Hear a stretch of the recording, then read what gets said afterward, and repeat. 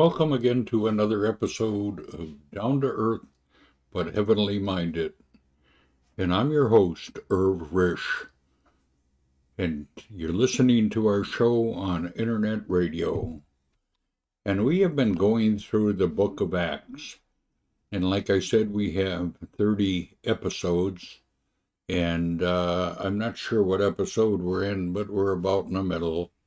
We're in the book of Acts, chapter 11 today. So, with that said, let's go. The Book of Acts, Acts 11, by Daniel C. Snaddon. Verse 1 When the news of the happenings of chapter 10 reached the Jewish believers in Judea, there was great consternation among them. Verse 2 When Peter returned to Jerusalem, the circumcision equals Christians of Jewish birth, contended with him. Verse 3 They accused him of, condemned him for, eating with Gentiles. They believed that a Gentile had to be circumcised in order to obtain the full blessing of God. Verse 4 Beginning at this verse, Peter gave an account of all that had happened. He describes his vision of the sheet let down from heaven, verses 5 to 10. The appearance of an angel to Cornelius, verse 13. The arrival of the messengers from Cornelius, verse 11. The Spirit's command to accompany them, verse 12. The pouring out of God's Spirit on the Gentiles, verse 15 to 17.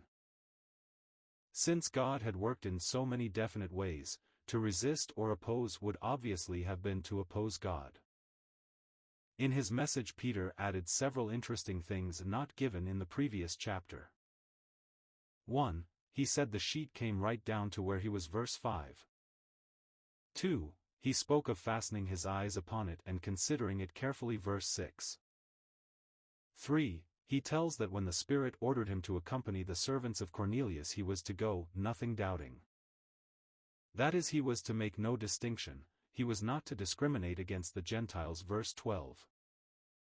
4. Peter also adds that 6 disciples accompanied him from Joppa to Caesarea, verse 12. 5. In verse 14 we are told that the angel had promised Cornelius that Peter would tell him words whereby he and his house might be saved. Evidently Cornelius was not a saved man before Peter's arrival. Verse 15 to 18. Peter says that the Holy Spirit fell on the Gentiles, just as it fell on us at Pentecost, verse 15. Then he remembered the word of the Lord that John would baptize with water and that his disciples would be baptized with the Spirit, verse 16. He then realized that the promise had been partially fulfilled at Pentecost and was now being fulfilled again. Then Peter faced the circumcision party with this question. If God did this, who was I to hinder God in his perfect work, verse 17. After hearing these things there was a complete about-face. Quote verse 18. Verse 19 to 21 The founding of the church in Antioch. The events recorded here took place before the conversion of Cornelius. They go back to the persecution that arose about Stephen. Those who we forced to flee carried the gospel to Phoenicia, Cyprus, Cyrene, a port in northern Africa. These people preached to the Jews only. Verse 19. Verse 20 Among those who came to Antioch were those who preached to the Gentiles, Greeks. Verse 21 Blessing accompanied their preaching. The hand of the Lord was with them. A great number believed and turned to the Lord. The introduction of Christianity to Antioch was a great step forward in the outreach of the church. Hitherto everything had been centered in Jerusalem and Judea. Antioch was considered the third city in the Roman Empire at this time. This was the base from which Paul and his companions went forth to carry the gospel to the Gentiles. Chapter 13. Verse 22 to 26. When the news of the great spiritual awakening reached the church in Jerusalem, they sent forth Barnabas. We are introduced to him in Acts 4. We are given his character in verse 24. Verse 23 When Barnabas came to Antioch, he could see at a glance that the Lord was working mightily among the Gentiles. He saw the grace of God at work. He was glad. He exhorted them to cleave to the Lord with great determination. While he was there, many were added to the Lord. Verse 24. This work was growing so fast that Barnabas wondered who could help them. They needed a teacher, a shepherd. Verse 25. Barnabas remembered Saul of Tarsus.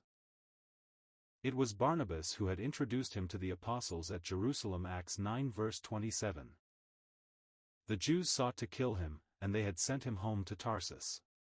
Verse 30. He was there for approximately 8 or 9 years. Barnabas remembered Saul and felt that his teaching would help the young church, so went and brought him to Antioch. Verse 25. Barnabas and Saul labored for a whole year in the assembly.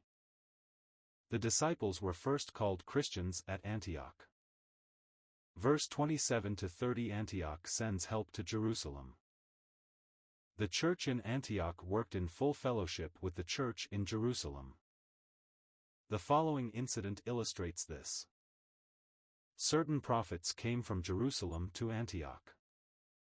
These men were gifted by the Holy Spirit to speak as a mouthpiece for God. They received revelations from the Lord and delivered them to the people. One of them, Agabus, predicted that a great famine would come to the inhabited earth. It came 2 years later, AD 44.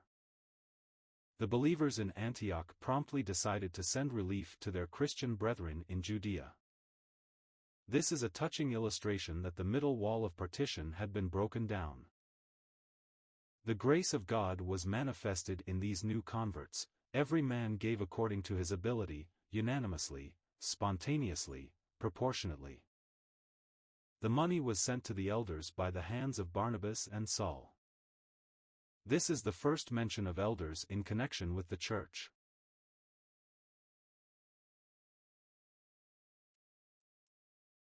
The end.